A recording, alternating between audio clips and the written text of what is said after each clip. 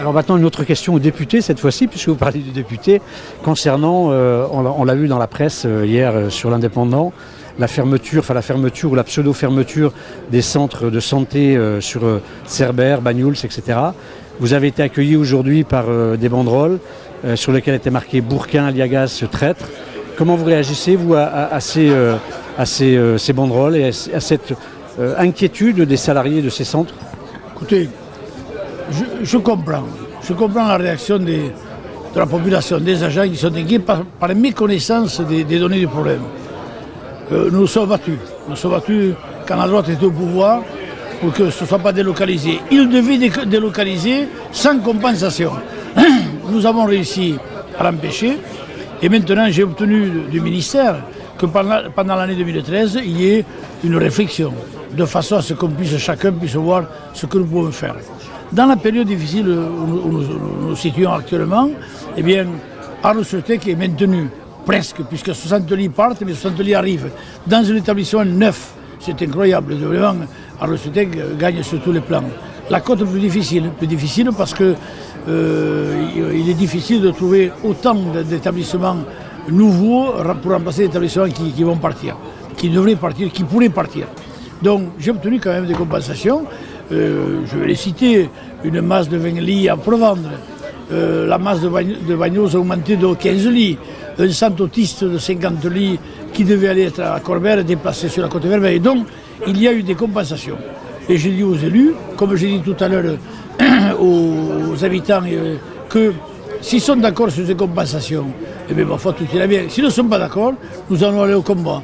Je coifferai ma tête d'un bonnet sang et or, et avec tous les élus de la côte, nous irons au combat pour expliquer à Madame la ministre que nous ne sommes pas d'accord. Et je serai avec le personnel des centres, les habitants de la côte, parce que je suis élu par la côte et le Val-Espire pour défendre ce territoire, et je le défendrai comme je l'ai fait par le passé, et comme je vais continuer à le faire.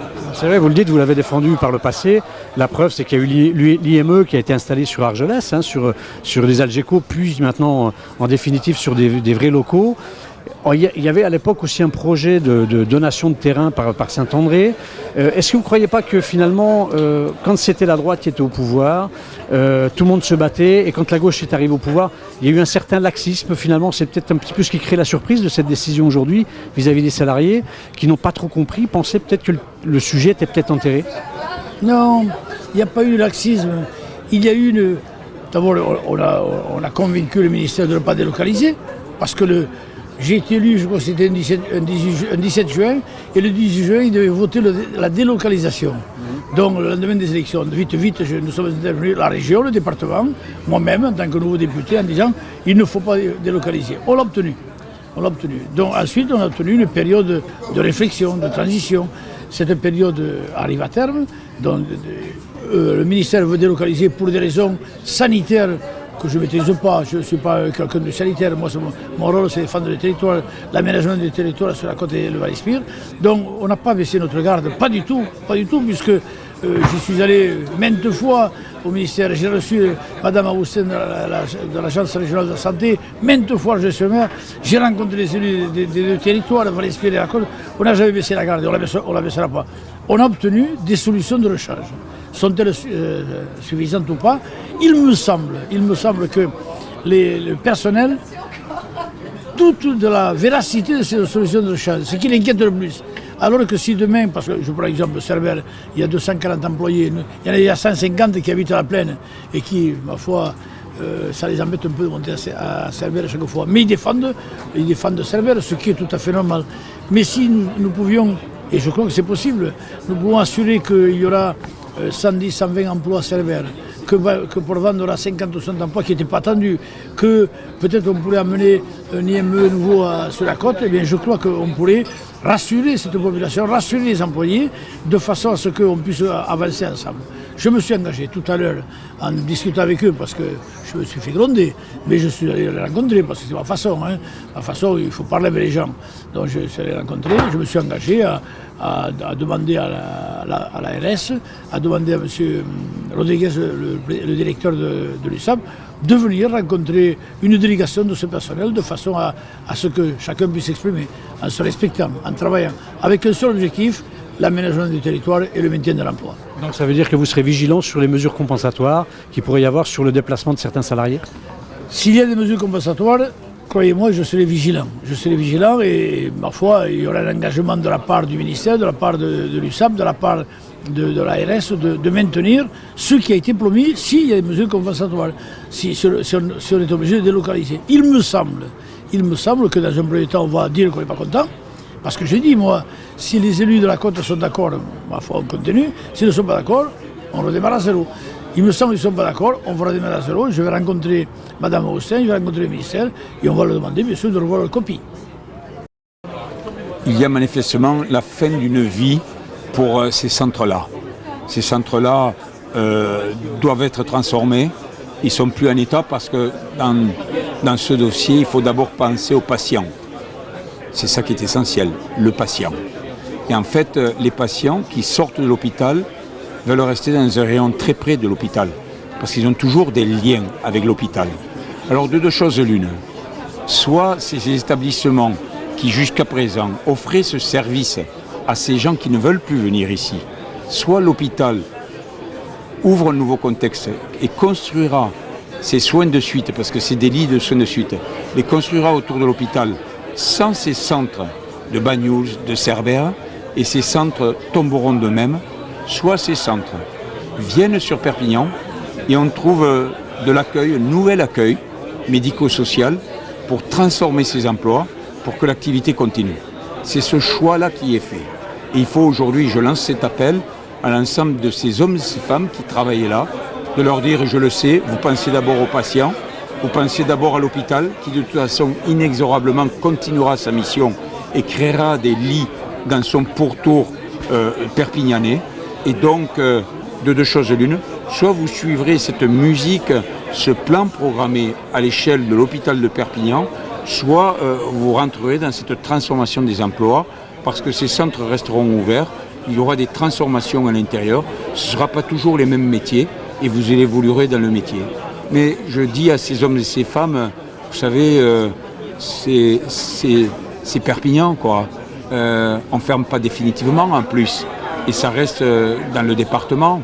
Donc travaillons au problème que cela peut générer, éventuellement de changer de lieu d'emploi. Vous savez, il y a le train à 1 euro, le bus à 1 euro, s'il faut faire autre chose, l'ensemble des institutions sont prêts à l'écoute là-dessus. Mais ces transformations aujourd'hui sont inévitables au nom des patients, et on ne peut pas s'y opposer à cela. Ça, c'était pas votre discours. Je me souviens quand vous êtes venu à Banyuls défendre les salariés du centre Élio-Marin, vous étiez plutôt pour le respect de l'emploi, enfin du moins de garder tous ces emplois sur ce bassin qui est un petit peu en train de se dépeupler, non? On n'a pas ce sentiment-là aussi? Les emplois sur ce lieu seront préservés, autant que faire se peut, mais dans une restructuration. Mon propos a toujours été le même.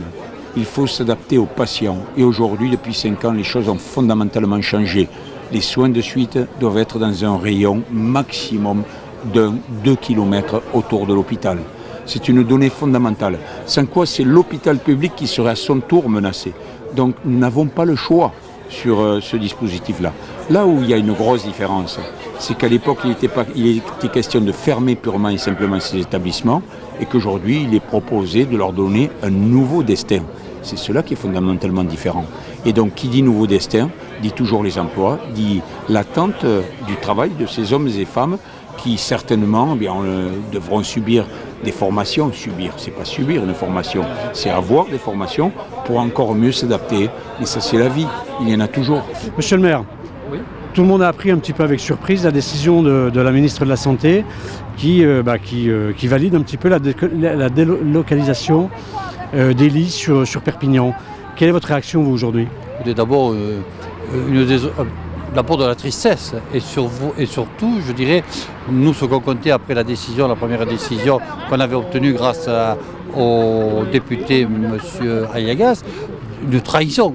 C'est-à-dire qu'aujourd'hui, sincèrement, on pensait qu'on serait, surtout qu'on est un établissement qui est reconnu, un établissement qui est régional, qui a justement de la qualité de soins. D'abord, toutes les personnes qui ont anticipé montrent l'intérêt et vous avez aujourd'hui ici tous les manifestants qui ne peuvent pas voir leur travail qui est reconnu, Il faut savoir que nous sommes le 5e ou 6e dans le rang de classement en France, ce type d'établissement, qu'on est un établissement moderne, qu'on arrive à délocaliser pour des questions qui sont purement, quand on parle de questions d'argent, mais je veux dire, le budget, moi je suis au conseil d'administration, même si je suis à titre consultatif aujourd'hui, c'est-à-dire que toutes les personnes, tous les élus, on n'est plus à titre, on est à titre simplement consultatif, on n'a pas trop droit à la parole, si, mais on n'en tient pas compte, de voir que ce budget n'est pas dépassé et largement dans les caisses, je veux dire, c'est un faux problème de dire qu'il faut délocaliser alors qu'on a un établissement.